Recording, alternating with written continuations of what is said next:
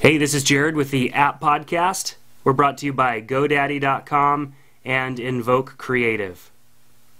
So today we're going to take a look at an application called SkyTroller, which is an en-route air traffic control. It's putting you in the place of the traffic controller. Very fun, very addictive game.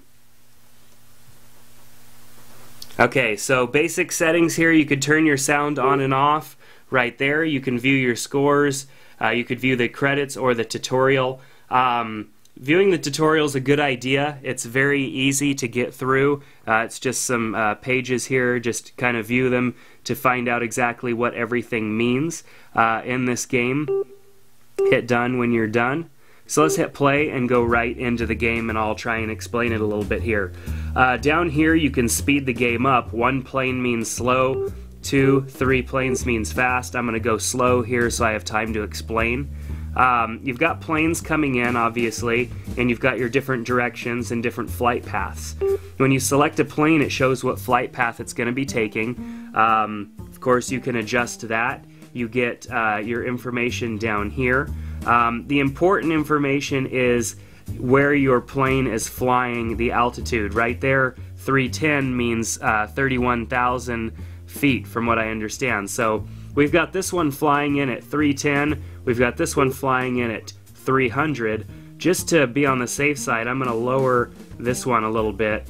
So you tap and drag down, you can see that it's gone down to 290 right now, and it takes a little bit of time for it to completely lower. You can see that it's at 293 and now it's at 290, and so we've got this plane right here at 300. Let's actually kick it up to 320.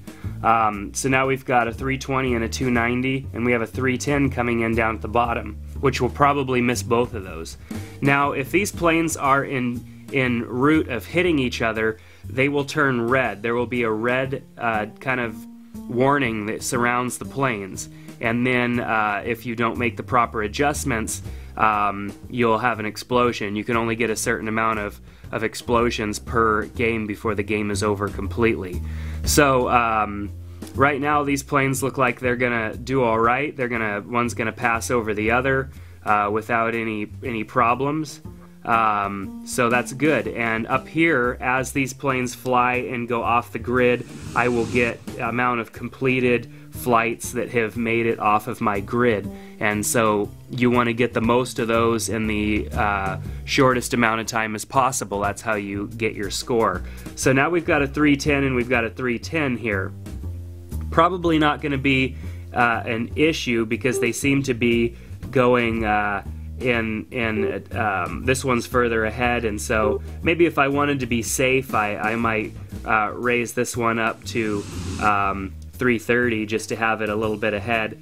And we've got a 320 over here in the corner coming in, and so I'm going to need to move this one down and move this one up so that these two don't hit each other, because right now they're on a damage path. They're gonna hit each other if we're not careful.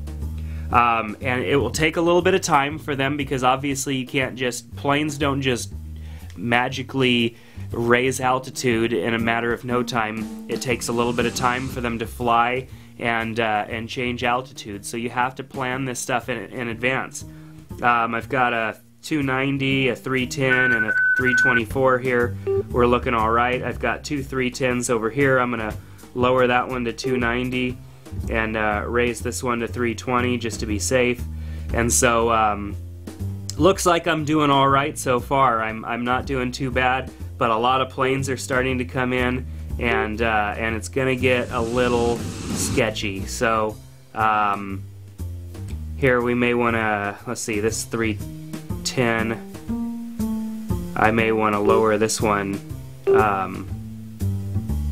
quite a bit, just to make sure I get it out of the way. Anyhow, this game is addicting because, as you can see, as the game gets going, it could require a lot of your attention. If you need to stop for any reason, you could pause the game right there, go back to the main menu or whatnot, hit play to resume the game. Well, we've got another one coming in. I should probably go high with this one.